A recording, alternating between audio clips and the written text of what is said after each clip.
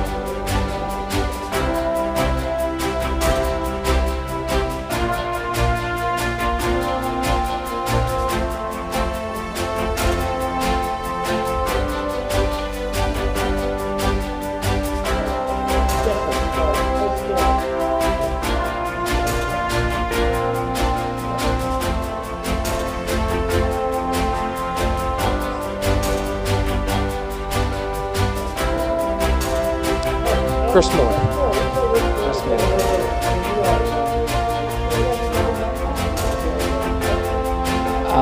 Probably just this time last year, doing the same thing.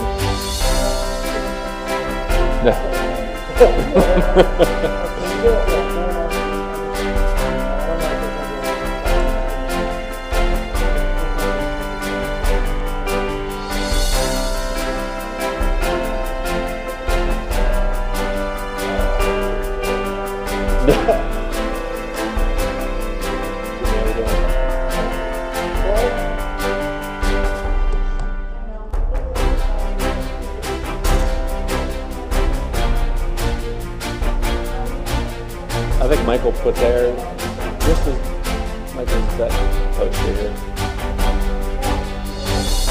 Okay. Veteran though? Yeah, anything?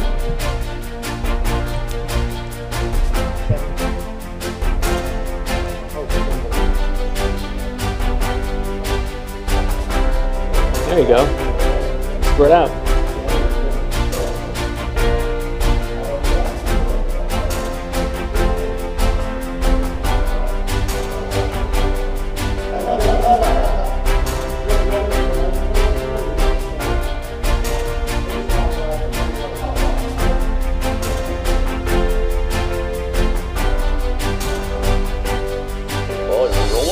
Yeah, Kath, do you want me to start, or do you have a...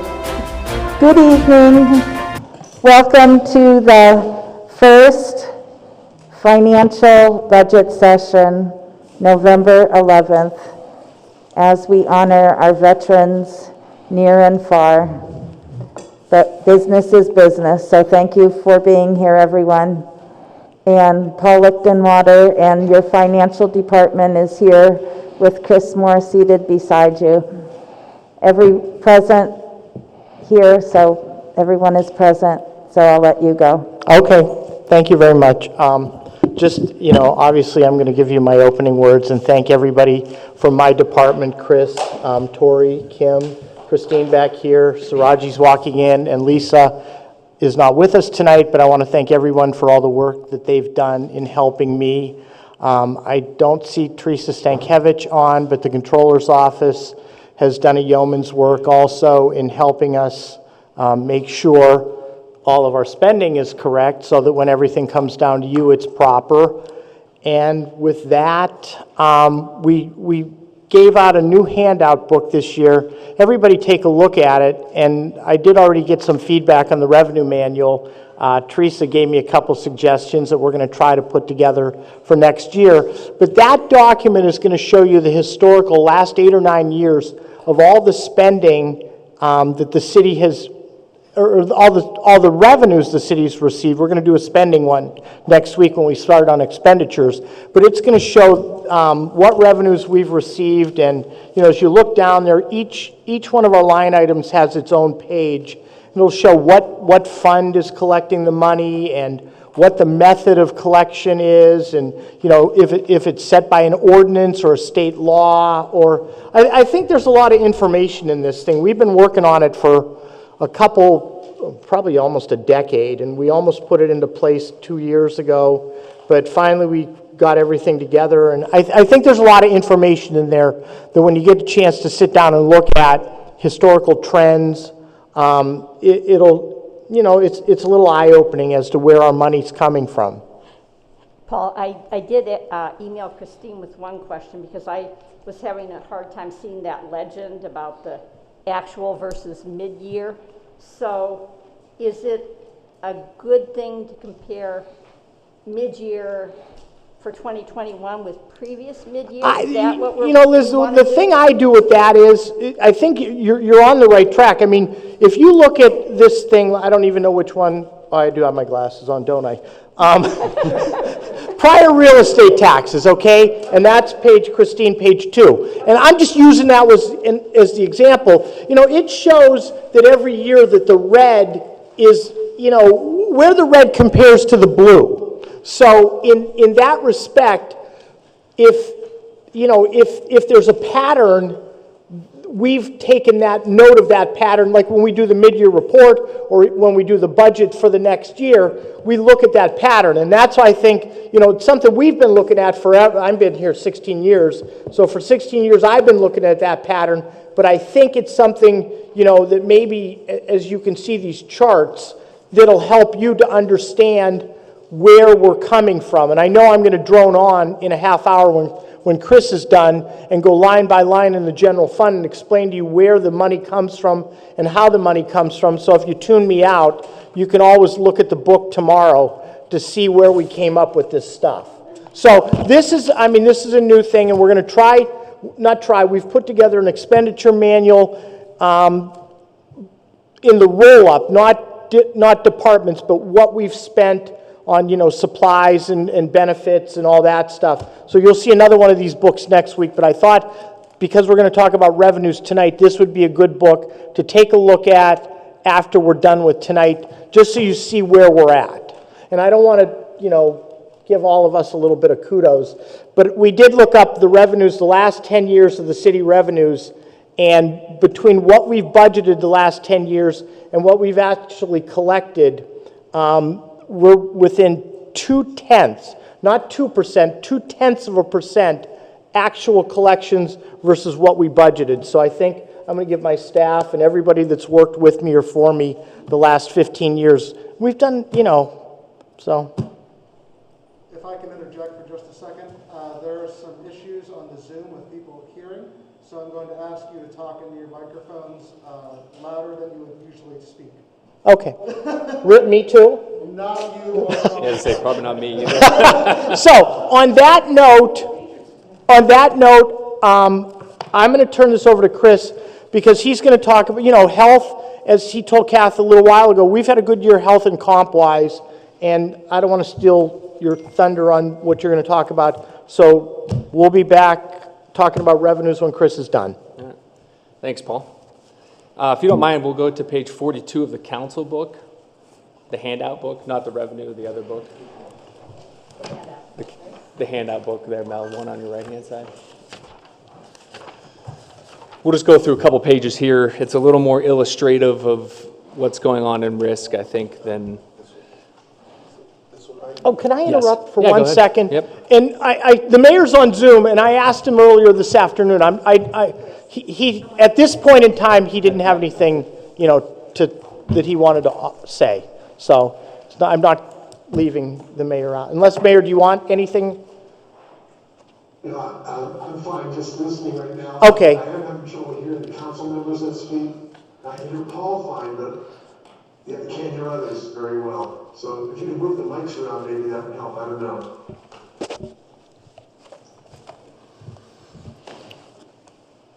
All right, so page 42 there is a overview or a review of our workers' comp experience actually since 2011.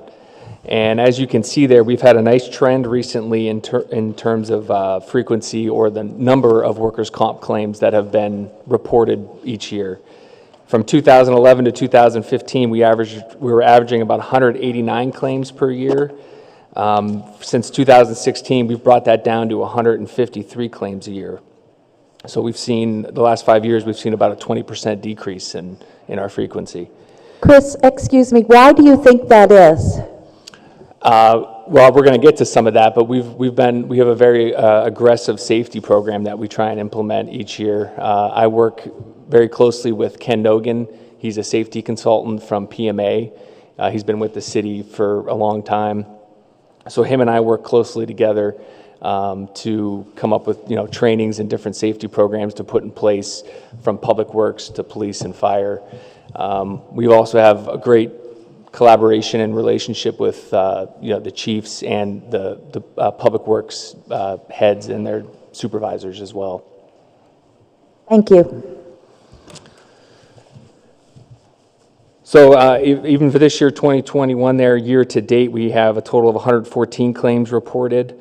So we're on pace, knock on wood, for our lowest claim year actually since 2011. So hopefully we finish out the year strong there. The incurred column, that references the dollar amounts per year that were incurred for claims of that year. So that means for 2020, there was $609,000 spent just on the claims from that particular year.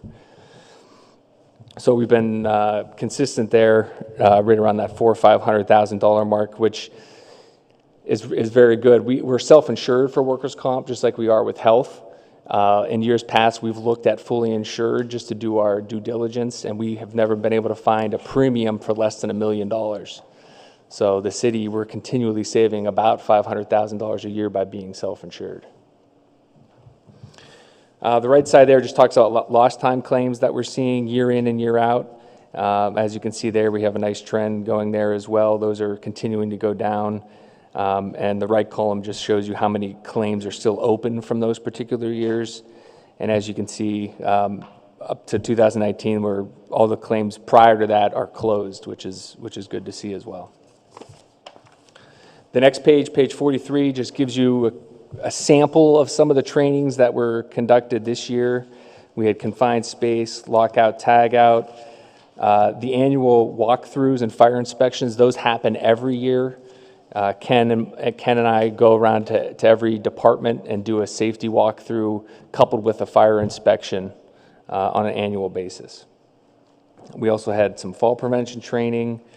We're looking at instituting a pre-operational review policy. This would be targeted at projects, stuff that happens rarely, that departments aren't doing on a day-to-day basis. So if there was some bizarre, something that comes to mind is pulling a tree out of a gully we had this year. That's something that we don't do very often. So in those instances, that would trigger a pre-operational review process where we would be brought in, the safety team, and we would kind of look at what was going to happen and try and come up with the safest way to do it, essentially. And then in terms of slips and falls, we made some purchases there.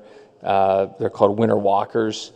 They go on the outside of your boots to try and give you some better grip during the snow and ice months. Next page, page 44. This is put together by Midwest Employers Casualty. They're actually our stop-loss insurance company. It's always nice to be able to benchmark yourself against other like-sized entities. So Midwest is a national company. They're able to look at payroll codes to make sure that they're comparing us to other entities that have police and fire and public works. So we're comparing apples to apples. And the purple line there is what they consider their benchmark number. And this is in reference to comp claims per claim that we're spending each year. The blue line there references their best practice. And as you can see, other than 2011, we are continually beating the benchmark and best practice. So that's very positive. Chris, I know I just glanced at this before I came in here, but I wondered, do you, on page, when you're talking about the training and the trainer, there's several references to wastewater treatment plant. So do you have the claims broken down by department or sub-department in terms of workers' comp? And what's the one where there is most likely to be a claim? And there's also a mention of strain in here, so. Of what? I think, was there a strain injury from claims stemming from strain? Oh, strains, yeah, strains, that's always one of the top threes are strains and slips and falls. Those are always our top two. But is wastewater treatment the one that has the most claims, or? No, not the most claims. They do have some of our most severe exposures. That's kind of the way Ken and I have approached it. We've always looked at severity potential more so than frequency. So we have the last 3-4 years, we've spent a lot of our time at wastewater because they do have such a unique and extreme exposure down there from the plant employees. And then that also encompasses our sewer collection people who, are out in the street checking manholes. We've spent a lot of time improving our confined space program because that's something that really keeps me up at night, the confined space stuff. So we've put a lot of effort into coming up with a new policy and procedure and then putting the time in and the training to make sure that what's on that piece of paper is actually happening out in the field. Thanks.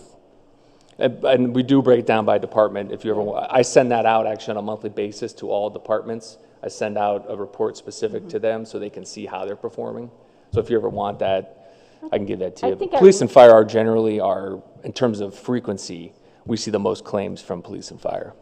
I think last year I had asked about, the refuse workers because a friend of mine had talked about how at his city they discovered that if they could use dumpsters, because there were a lot of injuries of people lifting the stuff into the garbage trucks. So those are our top three.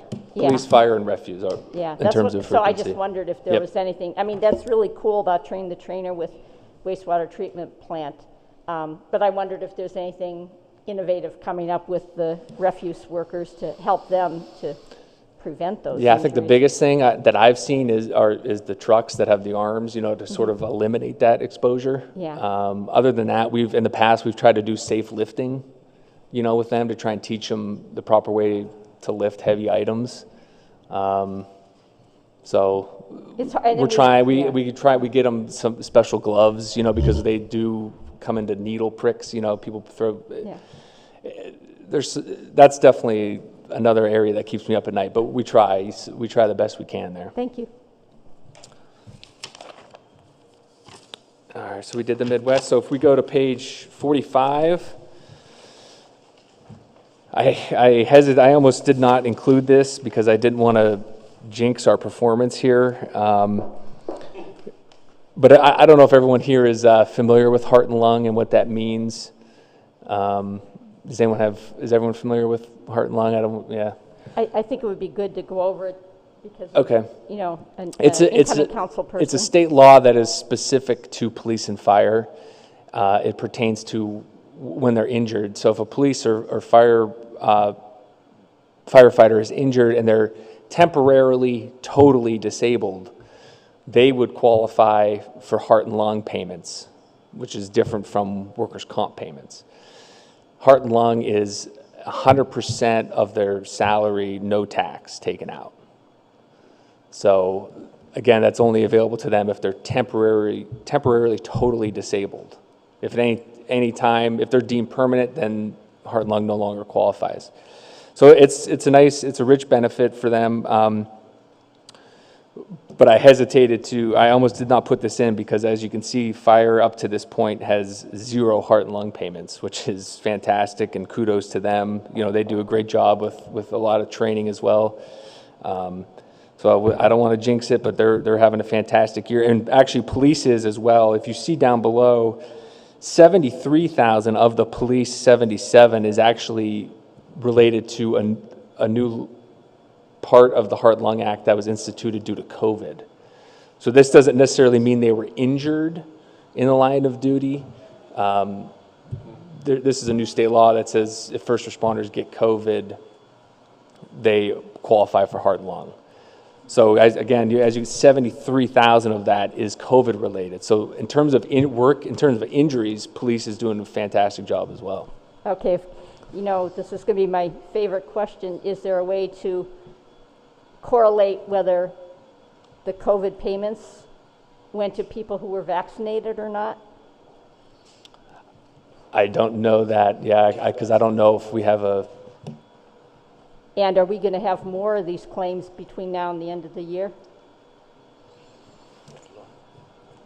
That's a good question. I don't... Yeah, we haven't delved in, so almost because of, from HIPAA. I guess the question too, though, just thinking right now about it, the vaccine wouldn't necessarily stop this either, right? Because the vaccine doesn't stop you from getting COVID. Right, but it would, you are correct about that, but do we know what the percentage or what the dollar numbers were for COVID last year, or did this just go into effect for 2021, the additional COVID coverage? No, we could, that started last year. We could try, we could compare it. I mean, I have asked for months, at least for some information on the percentage of employees who are vaccinated, have not gotten that information.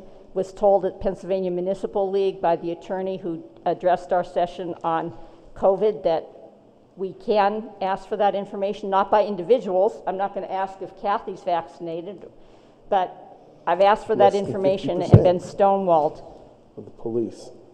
I believe it was, I heard it somewhere, so don't quote me, but I heard it was around 50% of our police were vaccinated. That's correct. But that's what the most recent quote was from the chief. The fire chief had said they were 68% and then 72%. I think it would be really useful information to have. So my question is actually budget question. So if this were the 73,000 that we incurred for COVID, is that reimbursable? Can we put that on our line for these things? We get reimbursed for, yes. Mm-hmm. Okay, so make sure you get it over to Paul so we get that money back. Okay, absolutely. So. All right, that's all I had on the heart and lung. Page 46, this just gives you a quick synopsis here of the fact that as of now, municipalities in Pennsylvania do not fall under OSHA. For years now, I think it was Harkins that introduced a bill at the state level that would make municipalities fall under OSHA, but to my knowledge, it hasn't come out of committee yet. So I'm assuming down the road that day will come eventually. But in terms of, we are self-insured in Pennsylvania for workers' comp, so there is some guidelines that you have to meet with the state to meet that, to gain that status as self-insured. So that just goes through some bullet points there in terms of what the state looks for. Page 47, just a brief overview here of the property casualty market and how that might affect us with our renewals next year. In general, it's a hard market. It's been hardening for years now, which means that prices are going up for premiums. So far this year, it looks there's been an 8.3% increase across all sized accounts, with cyber insurance recording the highest increase right now at 25.5%, which is substantial. So cyber is very difficult with the fact that there's so many claims out there with all the ransoms being paid, so they're trying to make some money back. So that's something to keep an eye on. The commercial auto is going up again. Auto's been going up for years now, and this year in Q2 it went up almost 7%. The commercial property continues to go up as well, And umbrella the last couple years has seen significant increases. And by umbrella, they basically mean like excess. So you have $1 million, normal $1 million worth of coverage. People buy like a $5 or $6 million umbrella to sit over top of that as added coverage. So we can attribute a lot of the recent catastrophes that we've seen in 2001 for a lot of the increase in premiums from COVID itself to the civil unrest, wildfires, exorbitant verdicts, and hurricanes. We saw about $70 billion worth of damage just from those hurricanes in 2021. So that affects the market across the board. So with all that said, our renewals next year, we do expect to see some significant increases there. What are you doing to combat that? We're doing our best. We're working with our broker. I was just going to I had to lead him into it. Yeah, we're trying to hold the line the best we can. We're working with our broker on a day-to-day basis. We're making sure that they're getting out and marketing us to as many carriers as possible to make sure we're getting the best price. We're doing things like fire inspections in-house here. We're looking at working closely with the police department this year on doing some things with them. So just like our workers' comp, we're trying the best we can with it. But when you see increases like this in the market, you're going to get hit too. It's just trying to keep it as low as possible. Chris, what is Q2 on the... That means quarter 2. Okay. Chris, do you have little workshops that you attend to become informed? And do you meet with maybe other self-insured companies to talk about things? Yes, actually, I'm on the board of the Pennsylvania Self-Insured Association. So that's been a great resource for me to get together with other self-insureds and high deductibles employers across the state. So we get together quite often. We put on webinars and things like that to offer members of the Pennsylvania Self-Insured Association. So that has been a great resource. I've sat through, I'm OSHA 30-hour certified as well. So I sat through the OSHA 30-hour course. Please don't leave us. Thank you. Thank you. Well, the city's offered me some. Could you talk a little bit about the cyber liability insurance? Because I think, was it Corey that just had a ransomware attack? I think it was a school district. Yeah, I think Mill Creek might have had Mill an Creek. incident as well. Yeah, so is that a good, I don't want to give them any ideas, but is that a good amount of coverage that we have, or is that something where you also... What do you mean a good amount? I mean adequate amount of coverage for cyber liability in terms of what the demands are from the ransomware hackers or whatever. Are we good on this? Are you confident, even though it's going Yeah, up? we are good, and actually I've worked with Brian King a lot this year to implement some new initiatives with IT to strengthen our security, because that's one thing that they mention in here. One of the reasons, along with losses that they're seeing in cyber, they also mentioned lackluster risk management protocols. There you go.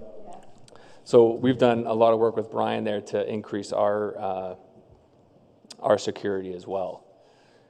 Even with that, there's some carriers that have come back to us and said, okay, we see you've got $2 million worth of insurance. We're not offering that this year. They're taking capacity out of the market. That's how, afraid they are of this stuff. So we're doing the best we can to, make ourselves look like a good investment for them. Can I speak to Brian and all the work he's also Yeah. he's done proactively? And I think as you look at your budget book, the last 3, 4, 5, 7 years, as cyber's become a bigger thing, you approve all the bills for all the things that he's done, malware, the spyware. Without looking at the handout book, I can't even mention all of the things that he's added to just from when I started 16 years ago. Mm-hmm. So he's done yeoman's work as far as adding things to keep us secure along those lines. Yeah, like we now have 2-factor authentication. So if you're trying to log in to your email outside of the building, you have to download the Duo app. You're going to get a notification saying, hey, we see you're trying to log in.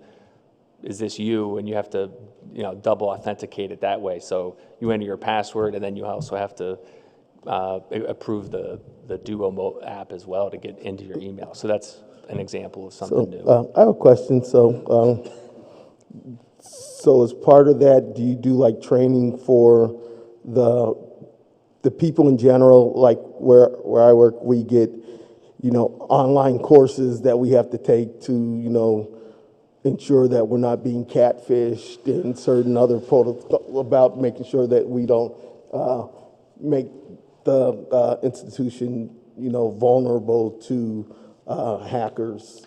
Yeah, we haven't done a formal training like that yet, but Brian has communicated to employees on a frequent basis, making them aware of strategies and things, not to click on different, because that's something we do experience that a lot here. So the courses make a big difference. Yeah. They actually do, I will say that. Yeah, that is a next step. We do need to implement some formal cyber training for sure.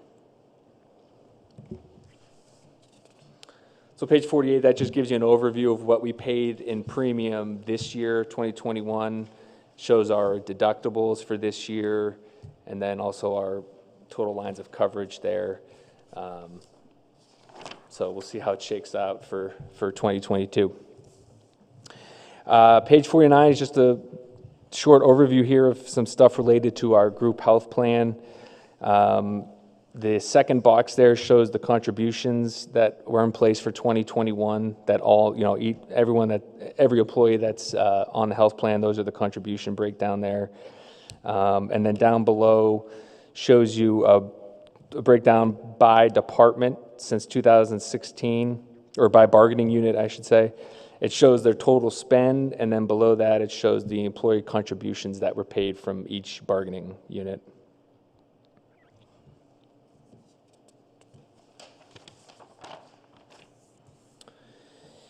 And then page 50 is a chart that we gather this data from the Kaiser Foundation. Actually, the 2021 report was just released yesterday, so this is some fresh data here. This looks at average health insurance premiums for fully insured plans for a family and self-insured plans, and then comparing that to us. You can see we've held the line pretty well there in terms of our health insurance spend goes. A question. It seemed like 2020 was a down year, and so I just wondered, is that something you correlated to COVID, or the fact that many of those, I guess, illnesses were cost-free or government offset, or? Yes, COVID definitely played a substantial role there in terms of, a lot of elective procedures being shut down. And we also saw a nice uptick in our telemedicine use because of COVID. So that's actually a win-win for us and the employee. It helps save the city money because obviously a telemedicine visit's less expensive than going to the ER or urgent care. And it also helps the employee because they don't have to get in their car and spend money on gas getting to their doctors. They can do it right from home.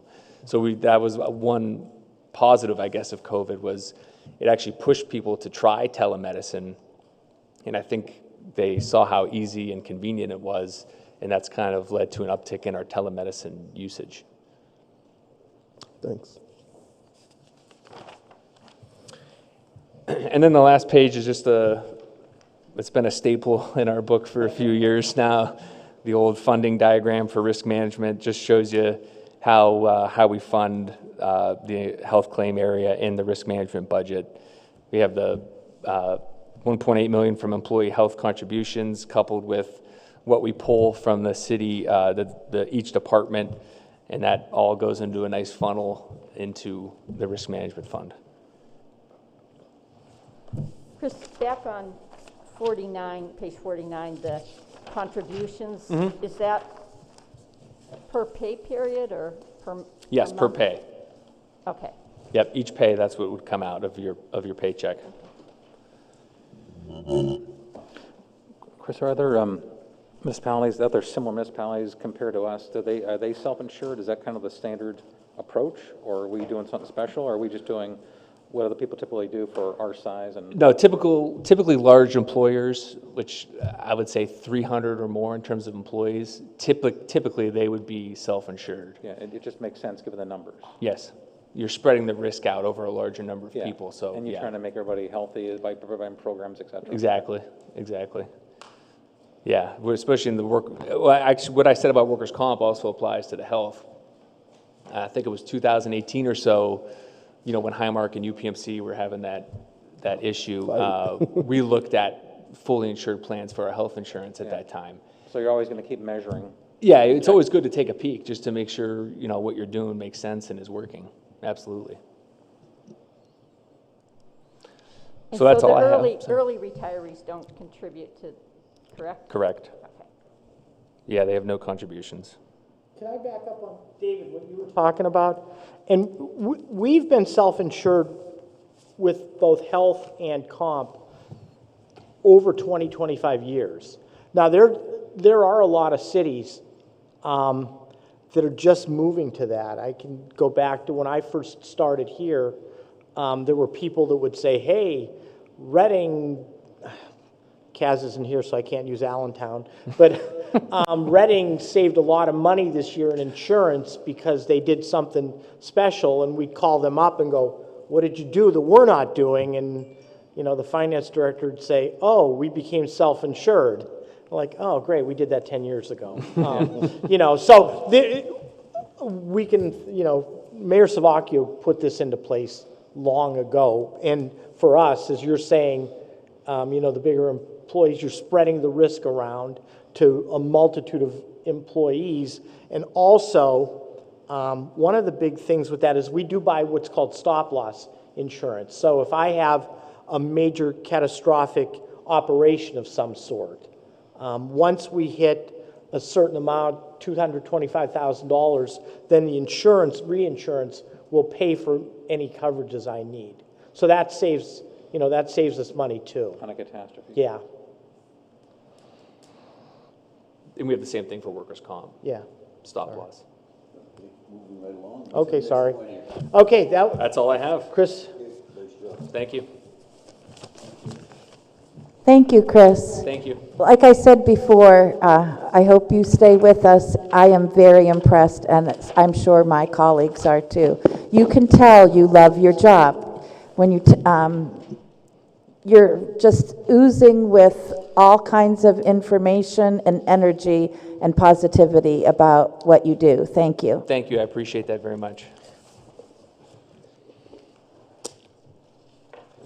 You're not allowed to go. Step off the stage. How about that? That's all we need, right? okay, I guess I'm going to start on page 16 of the budget book on the general fund revenues and just go through, if you want me to go line by line, or you as a group have pretty much listened to me drone on and on about these revenues for year after year, but there are some things here I would like to highlight and mention and reference back to this new revenue manual so that you can look at that along with some of the highlights we've put in the budget handout book also. So the very first one, and Liz, you had asked me about what effect the changing of the due date had on payments. So this year, in the real estate tax collections on page 11, we changed it. We used to just put in, the May date, but this year you're going to see in the 1, 2, 3, 4, 5, the fifth column of numbers, those last 3 years, 2019, we remember it was May, and 2020 it was June, and 2021 it was July. That's page, okay, sorry, yeah, I'm bouncing around book to book. In the preliminary budget handouts on page 11.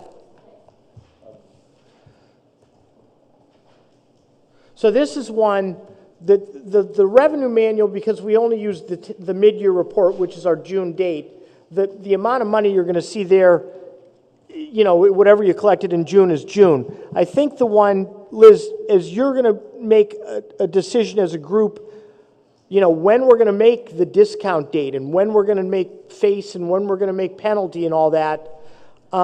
You'll see that the percentage next to that collection through face date, percentage of total millage, which would be the 1, 2, 3, 4, 5, 6, 7th column over, you're looking at 2018, 84%, 2019 May, 84%, 2020 June, it moved up to 86%, and 2021 July, it went up to 86%. So, you know, I'm not going to be cavalier about 2% of that amount of money not meaning anything, but it's pretty much in a you know, if you're going to put it together in a bell curve, people have found, and I tracked myself, and you know, this is just math and writing numbers down, but it's almost like the same. People are paying that 85%. So to answer your question, they're paying that 85%, and the weirdness to this whole thing, and I'm going to read you these numbers. In 2019, the month after face, when the penalty started, we collected $510,000, and in 2020, where, you know, we had that little tax increase, $595,000, so, you know, it goes up about $80,000, but it went up the proper percentage of what the tax increase went up. And then this year, it was $660,000. So, Liz, to answer your question, and you have to make that decision, you know, 85% of the people, or the dollars, are going to be collected up through face. But it's just, you know, I thought that was kind of odd that month after face, and these people are coming in a month after and paying that 10% penalty, and it's the same amount of money every year. And I don't know if it's the same people or not or whatever, but, you know, I'd find a way to pay that a month earlier so you could save. 10% is a lot of money. That's a lot of money. Not pay it until December 31st. Well, no, Ed, I'm reading you through, yeah, I mean, so we get 85% through face, and if you look at a couple columns over, the total percentage of the millage collected every year, you know, 91, 90.5, 90, 90, 90. 90% of the people, 90% of the dollars that we assess in value gets paid, and 85% of them get paid through face. So from face through the end of the year, there's 5% that are, you know, 5%, and those people, unfortunately, are getting hit with that 10% penalty for not paying that amount of money. So in other words, they aren't like waiting till the end of the year to pay it, but they're like missing the opportunity to yes. get the... Yeah, you're hitting the nail on the head there. I mean, the fact that all of those, the last 3 years, and I mean, I could go do this upstairs forever, but $500,000, $600,000 every year, the exact month after face is due, these people are coming in and paying. That hurts. I mean, you know, it helps the budget, but that $600,000 that we're collecting plus 10% penalty is $60,000. That's a lot of money people are paying for this. So I hope I answered your question. As you as a group have to make that decision next year, are we going back to May? Are we going to stay at July or move it to June, which we did? I will say this, budgetary, cash flow wise, once we get face, we're able to make sure cash flows will work. So once we get face and we get that $30 million or so, we're fine with that. So that's not going to put a hardship on the general fund budget. Now, if you moved face to September, October, instead of March, then we might have a little bit of a problem. But as long as, you know, we're okay with moving it, then we're fine. When do we have to make that decision? Well, would you say? this year, because of COVID, I think that ordinance came through it was after the first of the year. Yeah. And 2 years ago, when COVID first hit, and we moved it to June that year, that was in, I don't have my budget. Yeah, it was like right on the day. It was like the end of May. It was like, okay, somebody brought up, people are having. There's nothing written in stone that. Well, Kaz We is have to going do to it tell every you, year. Kaz is going to tell you, yes, it is written in stone, because it makes, it's a big deal for him. And when the tax bills go out, like when the tax bills went out in 19, they did say you must pay by May. But then you as a group, yes, it would. You as a group, though, did make the decision after the tax bills went out that we're going to, soften the blow for everybody that lost their job, and we're going to move it a couple months out. So, if Kaz is on the TV, I hope he's not like in a... Big picture, it did not affect collections. No. But it would be a million times better for them in the treasurer's office to know that before the bills go out, and the citizens too. I mean, Frank will post that on Facebook, and the mayor will and mention it at the Thursday morning press conferences, and the paper will cover it, and that'll all, hopefully everybody will understand that. But it would be a million times better for the billing cycle to know that and put that on the bill before we send the bills out in January. So did I answer your question? Okay, there you go. So this page 11 is going to, or page 10, sorry, is going to show you the collection history. The assessment, you're going to see a page or so before, a page before shows the millage rate. All this stuff comes into play in how we figure out what we budget. And if you take the assessment on page 6 for next year, and we don't have the full assessment yet because that doesn't come out from the county until the 15th. But you take your assessment, you divide it by 1,000, you times it by your millage rate, and then we take, this year the 10-year average and 5-year average back to page 10 is about a hair over 90%, and we budget about 90.5% of the assessed value, and that's what we budget, and that's what we did here. This is the biggest dollar amount we get, line 3101. Looking back at the referencing, the revenue manual and all the math I just gave you, that number is about 90% of the assessment. Now, the good thing is, too, when you look at this page 10, collections the last 4 years have actually gone up, end-of-year collections. 89.6, 89.9, 90.5, 91 million, or 91%, sorry. And we're on pace to have a real good year collecting real estate taxes this year, too. And again, with people out of work, and I can't even, I talk at Finance Committee meeting every week or every month about, which we'll get to in a second, about income taxes and the special levy and why those things are up. The same with the real estate taxes. We're supposed to be, maybe Erie is more resilient than we think, but real estate taxes collections are okay this year.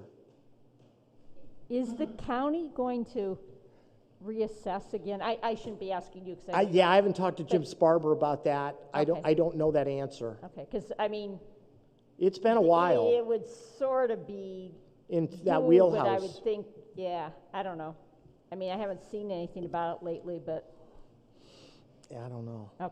Okay, so that's where the real estate taxes come from. We just take the assessment and bop the math into where it's supposed to go, and that's where you're going to see that line 3101. The priors, we just look at the historical and what we collect, and that's the people, if I didn't pay this year, I get turned over to the county tax collection bureau over there, and about $2.9 million worth of money gets collected over there and sent over to us every year. So that's, again, another mathematical calculation. So going down a little bit, the next line, 3111, appropriation of fund balance, and that's the money that last year, when we completed the transaction with the water authority, we saved that $15 million.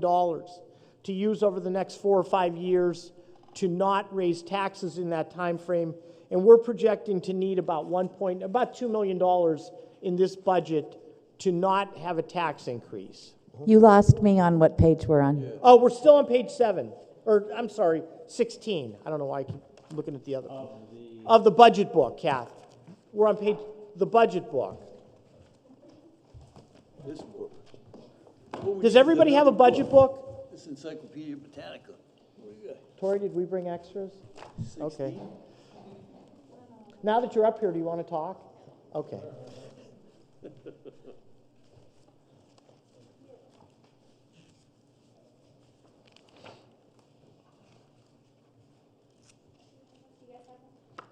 It's the same, right?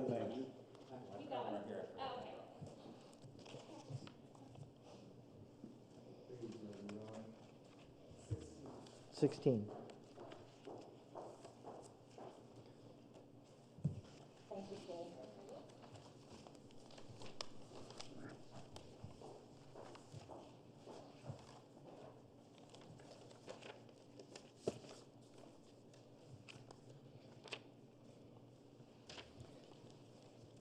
Okay, so bouncing back to the book, the income tax line, 3148, 3150, 3151, 3183.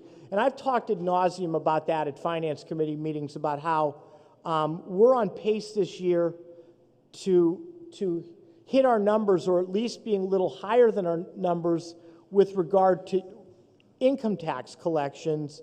We did, everybody knows that we had an unemployment rate last year that hit 10-15% at its worst, and the Congressional Budget Office was projecting us to hit 8% or so, and Erie, based on the numbers we saw, it didn't really hit 8%, 8% loss in income taxes. So for those 4 line items, we're down a hair from if you would have taken a 1 or 2% increase starting back 3 or 4 years ago, but we're not down to the effect that you would have thought we'd be based on what the unemployment rates were supposed to be. And the only thing, I talked to the people at Berkheimer, and just to make sure what I was seeing was correct, and they gave us their projections. And we pay them a lot of money to do our tax collections, and they have some people that know some things, I guess, and they gave us some projections, and their projections were almost spot on with ours. So the special levy, we're looking at collecting about $19 million next year, and the income taxes, $7.6 million, and so forth. So as far as those go, I can, send out the Berkheimer. What's your special levy? That's the 0.65 that we pay for us being a distressed pension. That you pay your 1% income tax, and then there's an extra 0.65% that goes towards the pension. Gotcha. And Paul, I know that, we had to cut back on the amusement tax. Yeah, that's a couple And lines. you're confident with the 150, because you hit the budgeted number. Yes. This year. You were very conservative, but are you okay going 150? I am, yes. I've talked to David Rocco and David Rocco's cohort in collecting the amusement tax. Kim doesn't want to come up and talk, but those two have they do a lot of work, and they've talked to Casey Wells, and unless something bad happens, people are back. I watch NBA on TV, and the Cavalier games are completely full. I guess I was just worried. I'm scared. I don't want to go places, but people.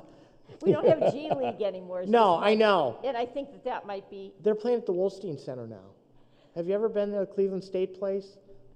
Cleveland Charge, whatever. But everybody's, yes, yes. I mean, we're still down, but Liz, we're still down 40% from where we were a couple years ago. So.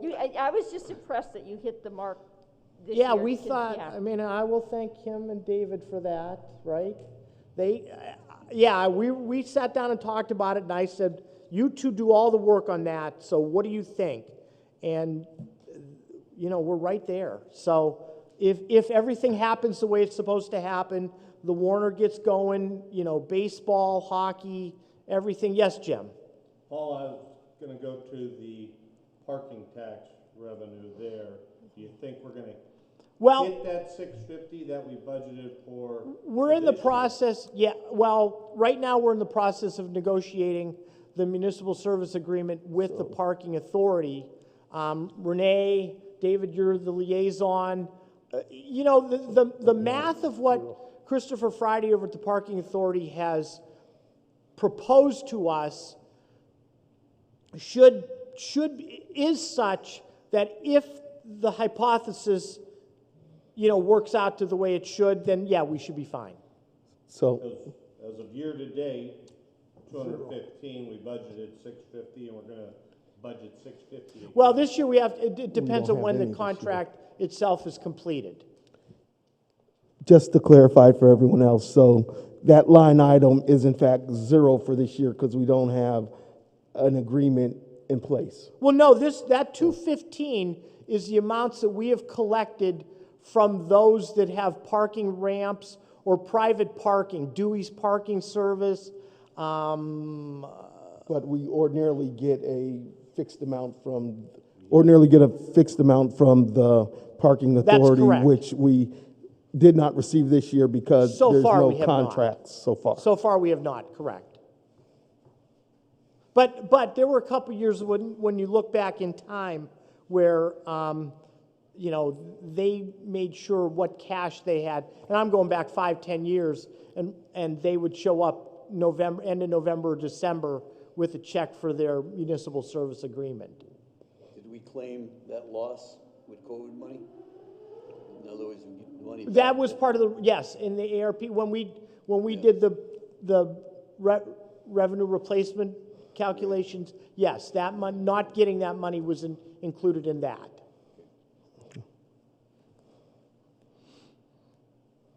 So that's, I mean, there's 73 million out of our 95 million, that's the big bulk. That first grouping of revenues, that's where most of our money comes from.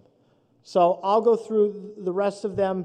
The real estate tax penalties and interest, that's just as I talked about, the 10% penalty for everybody paying past the face date with Kaz's office, or if you're a year late and you go over to the county and pay your real estate taxes, they collect penalty and interest over there, and we get a portion of that. And we average about $550,000, $575,000 a year in that line item, so that's, you know, we used historical numbers there.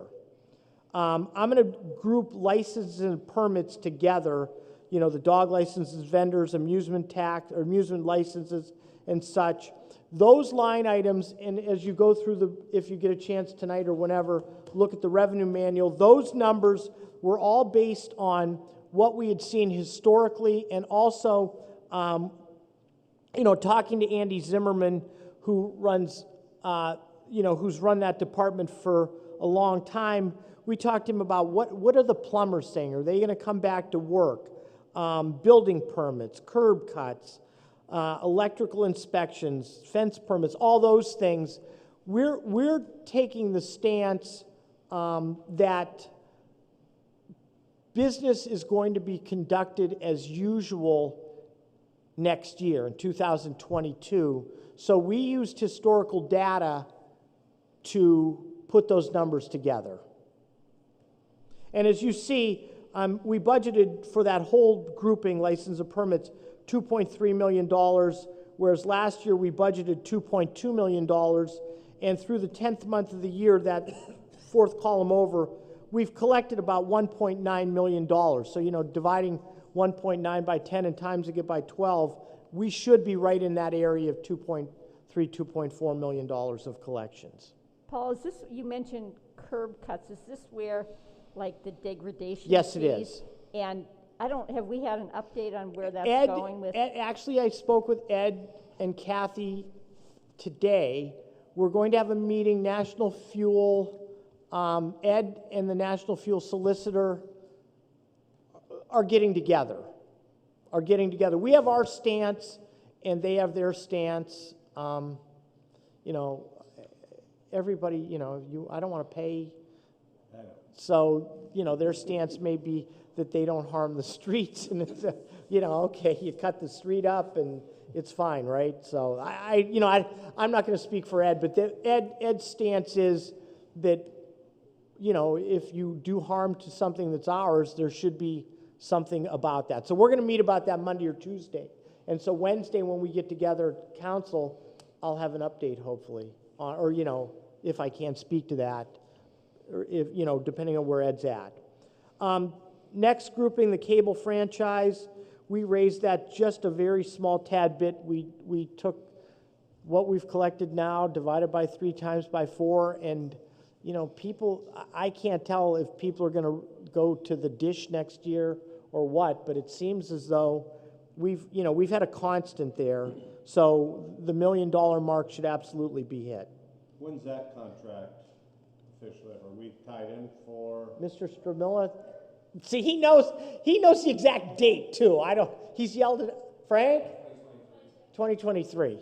Yeah, I knew it was a couple years out, but yeah, because if you remember, that's the agreement that we used to give the money to cable access TV from that money collected. And Frank seems to think, Frank, do you want to come out and speak to this? There are some revenue streams in that contract that possibly we may be able to negotiate and get a couple more dollars out of. Hello. So, and I don't want, yeah, so Frank, you. So we're going to start with negotiations. I'm going to start with Ed probably at the end of the year, and we'll figure out what the percentage increase is and how we can include internet into the cable franchise agreement. So we could, I mean, Potentially. not to lead into it, Yeah. we could get a couple more bucks out of this. Probably, yeah. So gain a few dollars as well as get a little more bang for your buck. per Correct, se, yeah. Is what you're telling. That's the hope. Thanks, Frank. Okay, the next line item, the next grouping of line items are the Pennsylvania Opportunity Grants. The Penndot Grant, I think the mayor spoke to that a couple weeks ago or a month ago. Penndot has realized that what they're paying everybody for winter cleanup was not enough, so they actually raised what we're going to get in the future. We have a new contract, 10-year contract with them, so we're going to get a little more money out of that contract. And that's what helps pay for our streets department, the winter cleanup, plowing, and salt and stuff like that. So otherwise, we'll get our environmental resource grant. That usually comes the end of the year. We now have the auto theft and insurance fraud grant, which instead of one person, the state's going to pay for 2 people in the police department. The public utility, we get a rebate every year on your Penelec bill, and it's somewhere written into your Penelec bill, and I don't know which line item. So Jim, you're laughing at me. I don't know which line item, but somewhere in that Penelec bill, we pay a tax which goes to the state, and then the state takes that money, puts it in a big pot, and they divvy it up to all the different municipalities. It's like a pilot agreement where we get this money, and it's not a lot of money. I mean, you see that we get $45,000, $50,000 every year. Some years it's up, some years it's down. But we get that money based on if Penelec would have paid a pilot, this is what they would have paid us for that service. Then the public utility, alcoholic shared beverage tax. Excuse me, Yes, Paul. ma'am. Why is that so low? The restaurants were closed? Yes. Because Kathy, that's not just Erie. Everyone from Erie pays into that at the state level, and then the state divvies it up. So if every bar or restaurant was closed in Erie, we wouldn't get 0. Or if every bar or restaurant was open and if everything in Philadelphia was closed, then we probably would get nothing. But that goes into a state pot, and then we get a percentage of that. Thank you. and I don't remember I wrote it into the revenue manual. There's actually a state act that you can look up, and it tells exactly the formula that they use. The state aid pension, that's the money we get from the state to help pay our MMO every year. And that is, it went down this year. And we get that money based on it's called the foreign insurance tax. So insurance companies like Travelers, it's based in Connecticut, or I just use Travelers.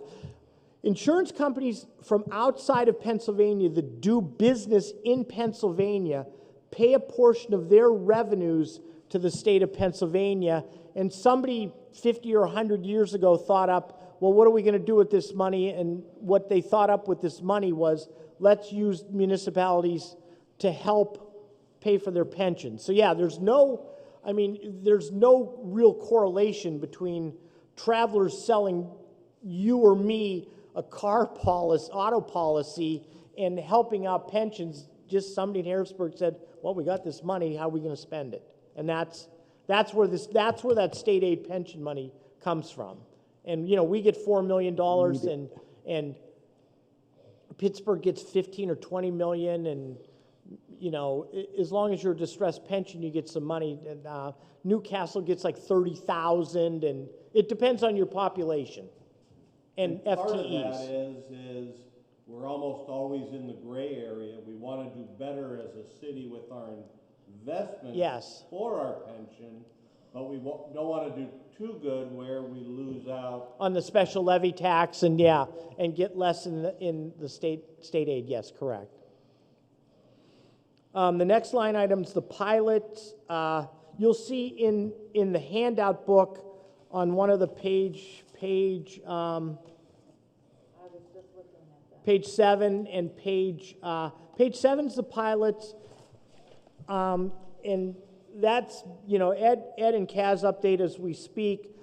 Right now there's a flux. We use the same budgetary number this year as we did last year, but there are some assessment issues that it's possible we may get some more money out of the pilots this year than we did in the past, even though we didn't raise real estate taxes.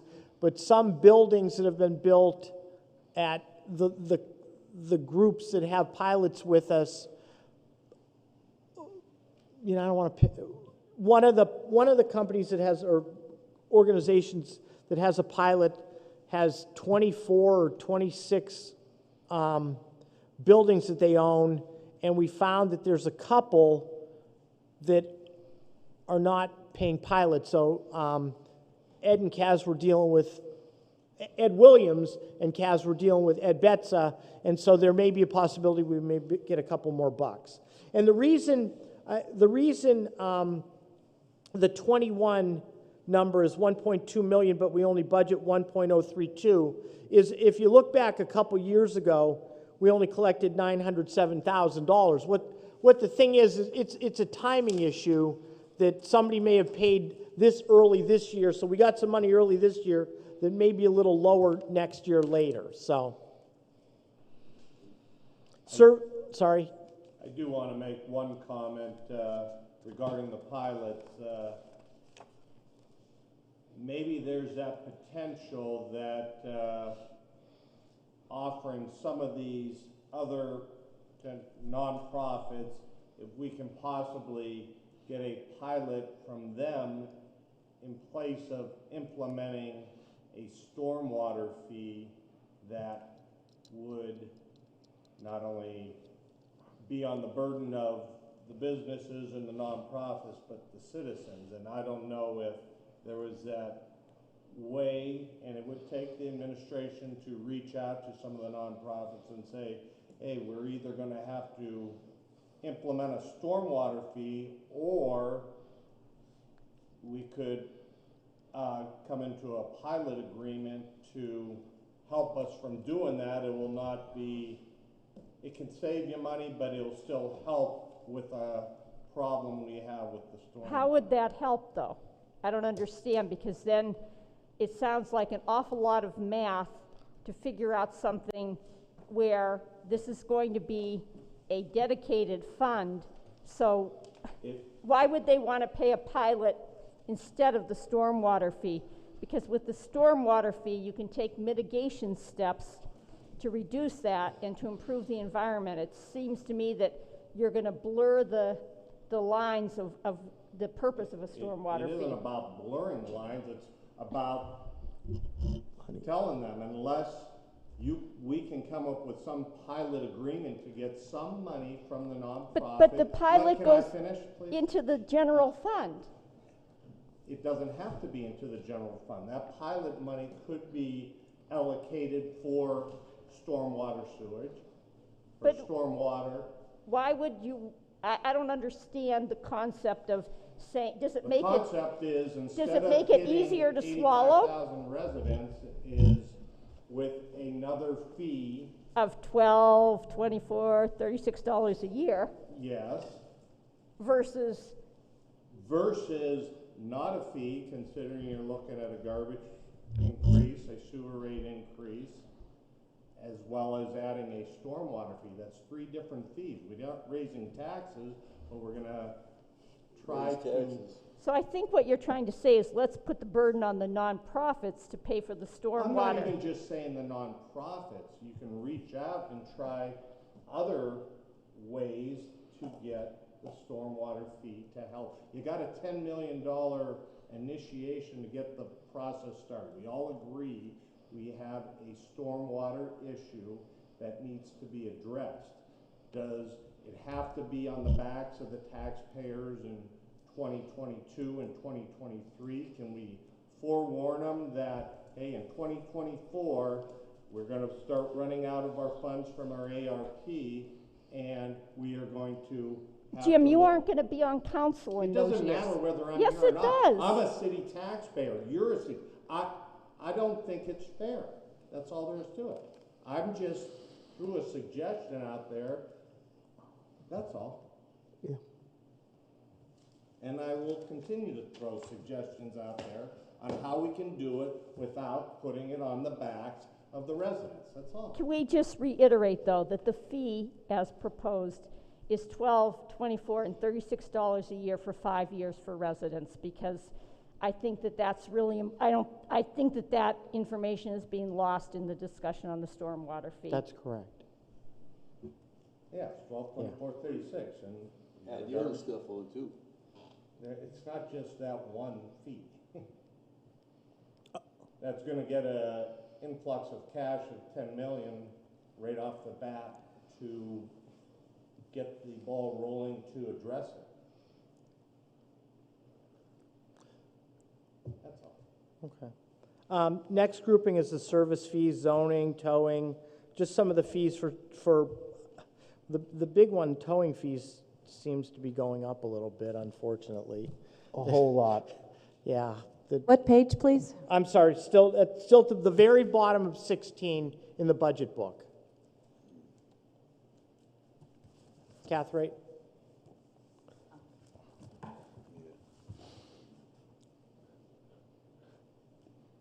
Paul, you may Yes. not know this answer, but do you know how many actual boot devices the city has that they? We just bought, we're up around 30 or so. I mean, I don't know that answer, but it's around 30. We had some, and then I remember when right before Officer Vikos left, 4 or 5 of them broke, and we bought some more. I don't know, I could find out. We're coming up to that line item in a couple seconds, but I don't know, Michael. I'll find out. Thank you. The next grouping are the traffic fines.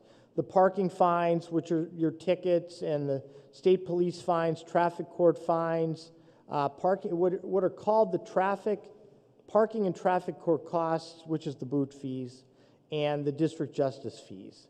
And those numbers are pretty much all in line with, we looked at historical trends on those things, and so those things went up a little bit. Parking fines, because you council as a group raised, the parking tickets a couple years ago, or was it last year?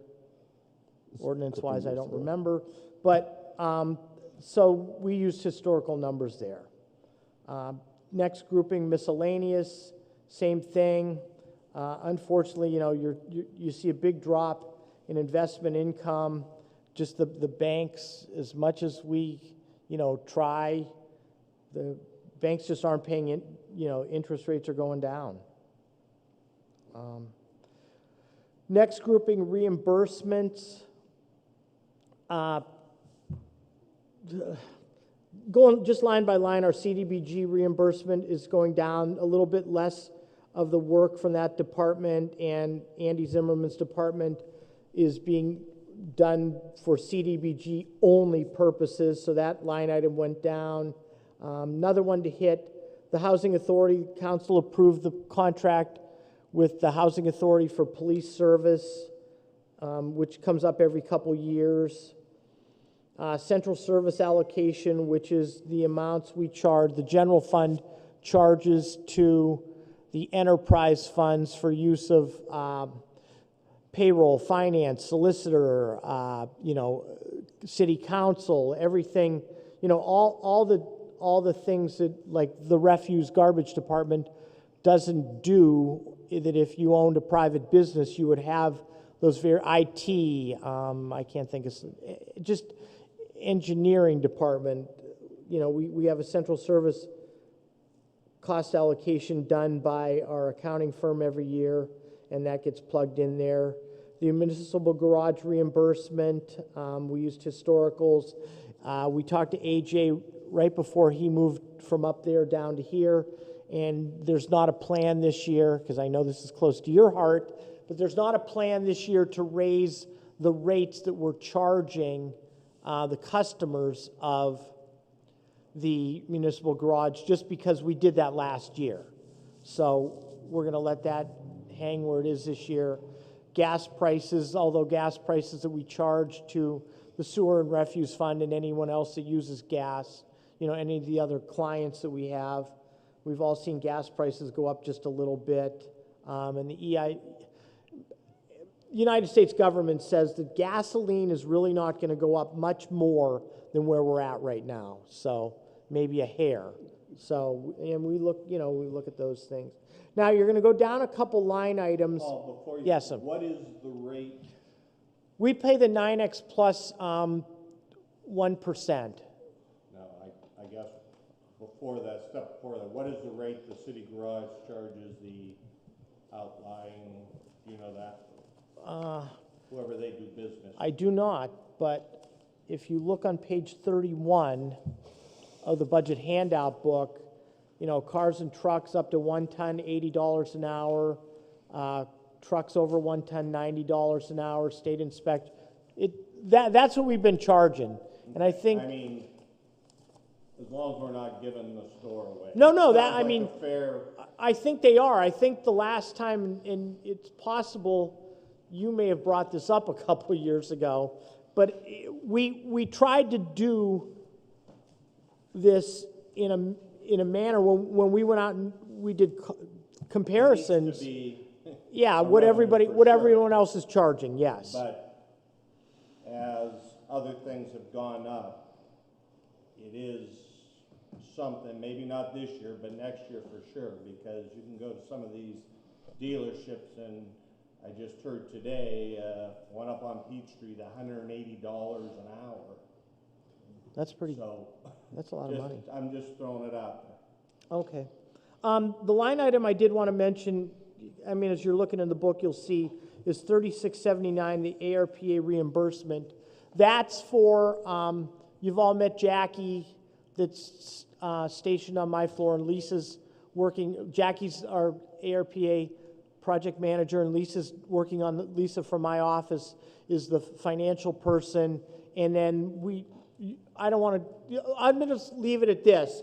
You're going to speak with the police chief in a couple weeks about what he needs or what he's looking for as far as ARPA funding, and we included there, when you're going to see that number, the cost of putting some police officers, you all know what I'm talking, we're putting some new police officers on the street, and that would be the amount that the ARPA would then reimburse the general fund money for what we spend on those people. Paul, I think the number in the workbook showed additional officers, correct? Yes. It showed what the number are on the force right now, and then I Correct. can't remember how many additional there were, but it did show additional, correct? Yes, 21. Okay. And then I think you have a meeting scheduled with Chief Dan December 1st, maybe, to talk about all that stuff? James? Well, that's our...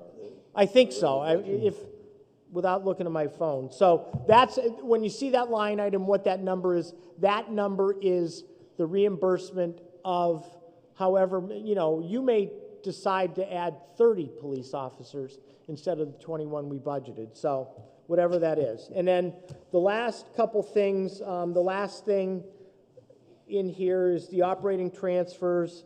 We always transfer $1.1 million from the sewer revenue fund and $1.1 million from the refuse fund. And adding all that stuff up together, it comes up to $95,718,922. You confused me there. They want a sewer rate increase, and we just stole $1 million from the sewer fund? Well, it's not a steal. It's when we budget, and there have been years in the past where we haven't taken the full transfer, but that transfer it's what we consider to be the risk of our running those operations. So if the sewer fund lost money this year, then the general fund would have to send money, bank account to bank account, but the general fund would have to send money to the sewer fund to make sure that they could pay all their bills. Same with the garbage fund. If the garbage fund lost money, then it would be on the shoulders of the refuse fund to then to pay those bills for them. What's the balance of the sewer fund? Cash-wise? You know that? Yeah, there's... Can take $1 million or 1.1 out of it. We're projecting, Jim, on page, and this is when I want to talk about this, and I did talk about this at the last Finance Committee meeting, but on page 4, based on, we're seven weeks away from the end of the year, but we're looking at having about $3.8 million in the sewer revenue fund. And we're looking at having about, and that's this page, it's at the top where these numbers are. Christine, can you put the pointer like right by the 3.8 or, sorry, David, page 4. Right up there, Dave.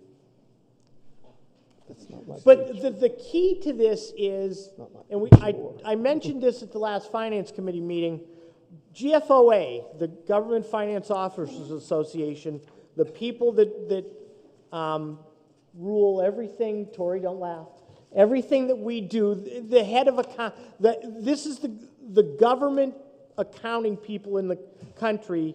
That red line there is what they say we should have money in the bank, in our general fund, in our enterprise funds. And it goes back to, when you hear about, you should have 6 months of your cash at your house in a checking account in case something bad happens. Right. Well, GFOA says you should have 2 months worth of your expenses in the bank in order to make sure, if nobody pays their garbage bill, you're going to have some money to pay the bills. So you should have a couple months. And I just want you to see, because we keep using up fund balance and we keep, look, you all know I live in the city. Everybody knows where I live. I pay taxes. I pay garbage fees. I pay sewer fees. I don't want to pay more fees. But we are using, look at the purple line for the garbage. Wow. We keep using up money in the bank and using up fund balance every year. And all 3 of those lines now are below the red line. So we're using up the money in our bank, and there's going to come a time pretty soon where we're not going to have any more money to be able to use up. And if something bad happens, if ARPA would not have happened this year, and we would have had the problem on 5th Street down at Garrison Run, how are we going to pay for that if we don't have any money? So I'm on my soapbox talking to all of you about this cash thing. And again, I don't want to pay more in fees or expenses, but we have to be cognizant of the fact that we do need to have money in the bank in order to run the operations. Paul, how does that affect, like, or does that affect, like, you know, bond ratings and Well, everything? because you're asking me this question because of what happened at the sewer authority 2 months ago, where the sewer authority's bond rating was downgraded from, you know that, from A- to triple B plus, because they put a negative mark against us because of cash liquidity. And they actually wanted to downgrade us by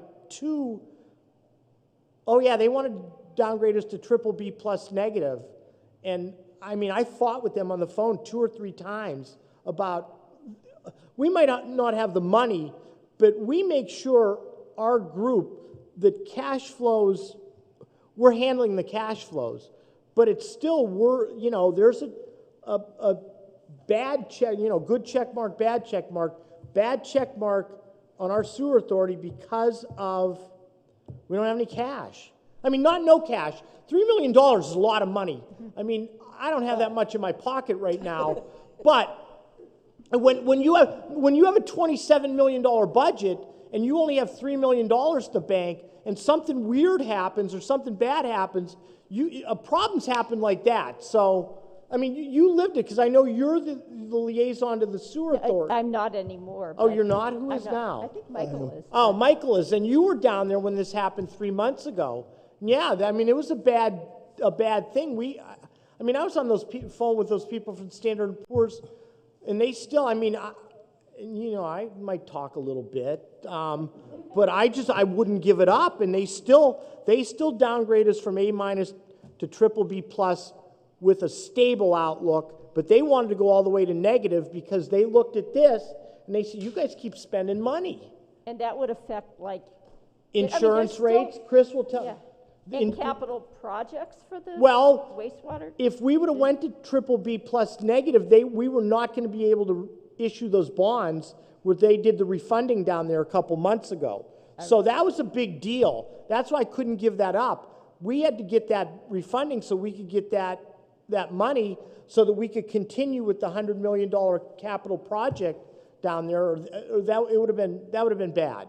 So why are we still taking $1 million out of the fund? You're telling me you want to keep it at $3 million or whatever, and yet we're taking $1 million out of it. Well, that's, let me ask, if the fund causes itself through revenues and expenditures to be a positive revenue versus expenditures, then we take that money out of there. If there have been years, looking back through time, 15 years, there have been years where we have not taken a full transfer or taken $100,000 or taken $0. But that is being budgeted so that in case there is a positive revenue over expenditure, then that money is available to move back to the general fund. Thank you, sir. But you're doing it both with sewer and garbage. Correct. Thank you for the fight on the triple B plus. Yeah, that was a bad, I mean,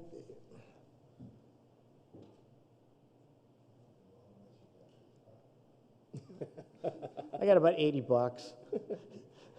I got to buy Claire dinner on the way home.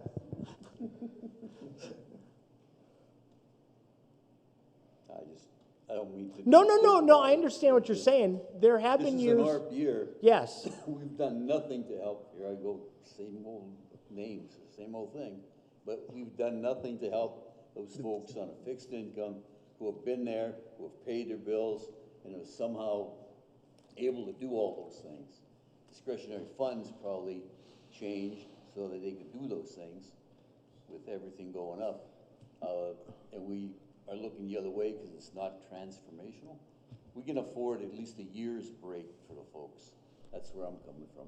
If we don't make that transfer, then we're going to be short in the general fund.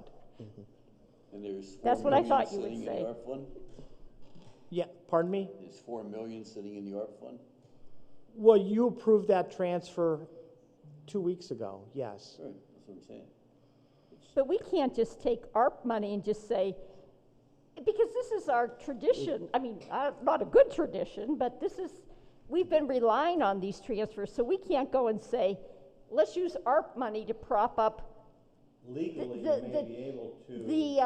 the transfers, because that's not related to COVID, that's related to Neither is what we've been relying on, correct?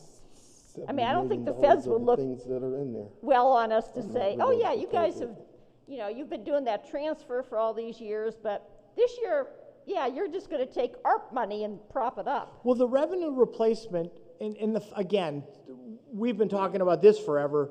The final ruling was supposed to come out in August, and then they moved it to October, and the final rulings on what the rules are saying you can do have not come out yet, but where we're at with what they said back in May, they want you to spend the money on capital assets or things spending that would be normal spending within that fund. So, Very good reason to hold on and wait till the first of the year when they come out with definitive rules. yeah. Absolutely, it'd all be Question. spent The before we security even get the system we rules. put in, or we approved for roughly $1 million, Yes. can we use that through that ARP? Or is it on that, because it's a safety issue type, or we don't know that yet? Yes, that would be one that would be covered. What about the 3 garbage trucks because garbage sanitation is a safety issue? We did get reimbursed by the insurance company, $175,000. But what's it costing us to buy? Well, we 2 or bought 3 2, council approved that a couple weeks ago, at a cost of, $390,000, so, and that's only for 2 of the 3. And a new one, we're looking at a couple $100,000. okay, so question, can that as being a sanitary or safety issue, could that be put into that category as getting That could too, reimbursed? yes. Yes, it could. But when we get to the refuse budget, I know, we didn't I budget. may be jumping. No, Yeah, I we don't- didn't I budget don't- any. I don't new- think you're jumping the gun, if I could, Paul. Okay. So it would be important that we still have reserves within the city government coffers past the end of this year, because the administration has budgeted all $76 million of the ARP money to be allocated within the next few weeks, which if you said, like you said, if we had a catastrophic failure somewhere, we did have an earthquake in like 1980 something, you know what I mean? And it cracked our pipes underground, and we just spent $70 million. We'll look like a bunch of fools. Haven't we only We done will. half of the ARP money? We haven't. We got the first half, Yeah, yes. because we don't have the second tranche No, we'll yet. get that, we'll get the second half in the spring. Yeah. It's already pre-programmed. If you didn't see, it's already being budgeted. It has not been brought up to our purview, so I would say we're okay, aren't we? No, you have, by the time you go through the next 3 study sessions in the next 3 weeks, that's all $76 million. We're moving really quickly, to be correct, grammatically, and we have 3 new council people coming on in January. So we're gonna throw this harness on their neck, and they have no say in it. That's why when I pulled things at the last meeting, it was the idea of talking about budget. And I mentioned before that I still stand fast with those fees. Can we reiterate that he pulled without consultation with the rest of I council? think you're interrupting again. That's what you sound like. I just did that. That's exactly how you sound when you took care of Frank the other day, screaming at him because of the Zoom, or Michael for talking. I know that Michael likes to interrupt too and scream, so I have somewhere to go. So are we almost done here? I do too, and anyone who hasn't contacted Susan G. Hockenberry, I got another couple hours. no. Madam Chair, I think we need to continue our civility code. Okay. Thank you. Well, okay, so everybody, when you get a chance to look through the books, you know, call myself or Kim or Tori, Christine, Saraji, anybody. I mean, we'll be glad to answer any questions on this that you want.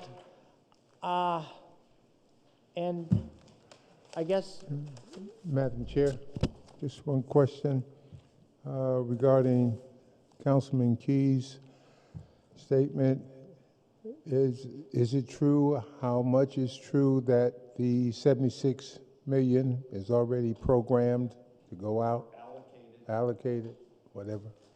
well, the mayor, do you want to speak to that? But I mean, he's put that together his advisory committee, and they're working on numbers right now, and you've only seen a couple ordinances come through, or transfer resolutions. Okay. So, sorry, Mayor. That's okay. I think that's accurate, that, you know, you've allocated about 3.1 million, I think, if I remember the number right. Yeah. Of the, you know, so that's all that's been allocated. And, a lot of that, you know, is basically, it's in a cap.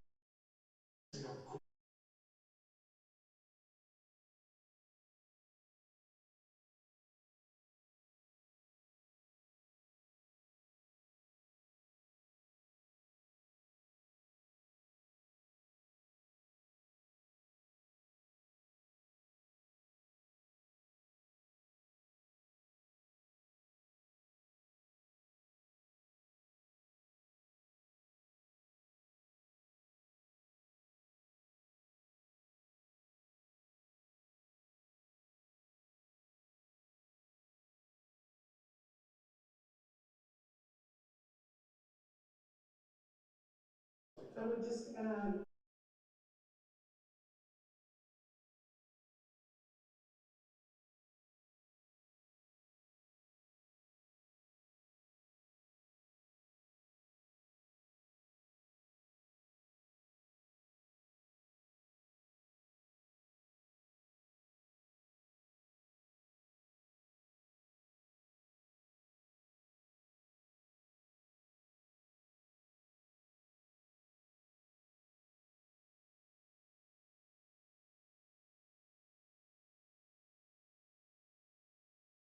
yours for projects, that's not defined. It's just a matter of obligating it to certain line items. And then, of course, there's about $8 million in revenue replacement that will come to the city that will be able to be used for capital improvements and things of that nature. Ms. Lamus, is that a yes or no answer? What's the question? Question was that have all $76 million been allocated, whether it's into pots or, and the real concerns are the transfers, because once the transfers happen, they leave the city coffers. Anything that we still have at the city, I guess, can be adjusted, but there's $35 million on the next budget. Is that correct? There's 30, yeah, but that's not an allocation. So 15 million we're asking to be transferred to the redevelopment authority. Correct. So that they can have their 8 initiatives opened up so people can apply for funding for housing repairs, for first-time home buyers, for blight remediation, for lead paint remediation. That's not the answer. Those kinds of things. That money's not allocated. We're asking you to obligate it so that it can be pushed out into the community. And the process for getting that money, Renee, how's that gonna work? We're asking for 7 pages? a total of $20 million would be going to economic and community development. 3.1 million of that you've already approved. Those were the projects the mayor was talking about for the Quintee site, EMI, and Savacchio Park. The other remaining approximately 17 million, we would be looking to activate about 7 million from the first tranche that again would be put into programs for businesses and entrepreneurs to apply for for grants, for loans, that kind of thing, but none of that's allocated. We're just asking it to be, and it's not being Once it leaves transferred the out of the customer. city. What? It would be for the Department of Economic and Community Development to create the grant and loan programs and start taking applications. We have a lot of money to get out the door. We typically Still have not answered the question. with our CDBG and home and ESG funds have about $4 million that we put out into the community annually. We've got to put out about $20 million a year. And that's going to be very difficult when you're looking at grants of $2,500 or, loans of $10, $20, $30, $40,000, these kinds of numbers. It's going to be a lot of work to get that money out, and we want to get it out and help as many people as possible. How many people? But nothing's been allocated. How many people do you have working on those programs? What's the application look like? The one that's on file now that's 7 pages and you need a PhD to help you put it together? They don't even know. They don't even have it written yet. I'm just asking. So, Michael and I have both sent people for help, and when they got the application saying, go to your employer, half these people aren't employed, get verification of this, get verification, they're really scared off. I have encountered people to go to Veronica Fields and that office, they are willing to sit down with the people and help them out with their applications. We do have people on the chat. I see the red. Is there anyone who's trying to make a comment at this meeting as well? Renee, thank you for explaining that. Thank you for taking the time. Yes, it brings a lot to light for people who are listening and they understand somewhat. Answer my question though, did you see the application? I have not seen the application. I rest my case. The application doesn't exist yet. Yeah, it hasn't been made yet. That one, yeah. Right. The one that's on file, Mayor. No, he's saying the ones, they're not using our economic development department, which has similar programs. They're, whatever one the redevelopment authority comes up with, it will be their rules, their program, their $15 million once we transfer it. Madam Chair, my question is, would it be possible to allocate half the money to the redevelopment authority and in 6 months evaluate the process, and if it's working, give them the other half? Can I answer your question? No. Well, I just happened to read the MDA. Go ahead, go ahead. and so I'm not a lawyer, but when I read the MDA, there was language in there that said that we would give them the second half of the tranche with no benchmarks, with no, and legally obligate us to give them the second tranche. And I think that that's the danger, because we don't know what's going to happen. We shouldn't be obligated to give an organization a second tranche of money where we don't know what's going to happen. We could have a catastrophic failure and still have to give the redevelopment, authority their second half of the money when it comes up. And so those are very important details that are in those agreements that need to be looked at, and including probably by lawyers. The other quick part of that question, is it carved in stone? What you Not just yet. We haven't voted. We have not voted on it. I'll come over to you with the agreement and we can look it over. We haven't voted on it because it was removed from the agenda without consulting the rest of council.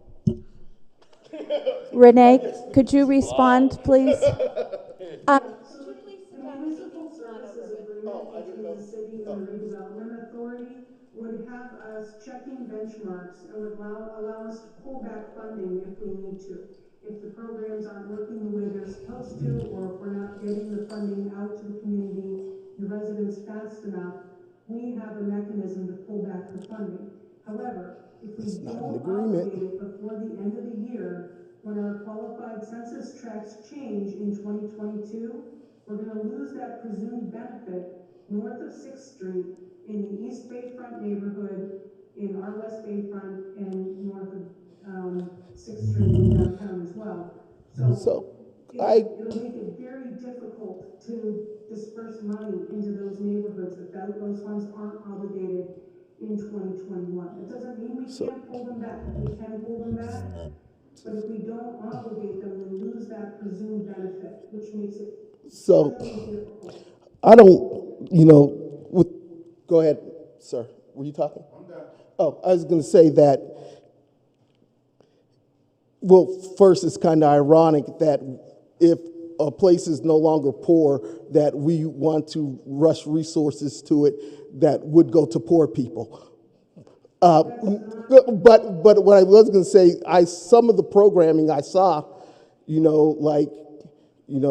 the help to homeowners with the income requirements, it would seem that the people who are now in the areas where the income has gone up would be way above, the 80% of the mod or whatever would qualify you for the money to be a forgivable loan as opposed to a loan. Just an observation. Thank you. Renee, do you have anything to say? I would just, the change in the qualified census tracts is based on census data. We know from the door-to-door campaign, the door-to-door initiatives that we've done since 2018, that we have a lot of residents living in those two neighborhoods that need help. And a lot of them are minorities, people of color, immigrants and refugees, new citizens to our community that don't answer the census. And so when you have incomplete, inaccurate data that's being used to determine what makes a census tract a qualified census tract, but you have an inordinate amount of need in those neighborhoods, it makes it very difficult for us to get help to the people who need it the most. Thank you.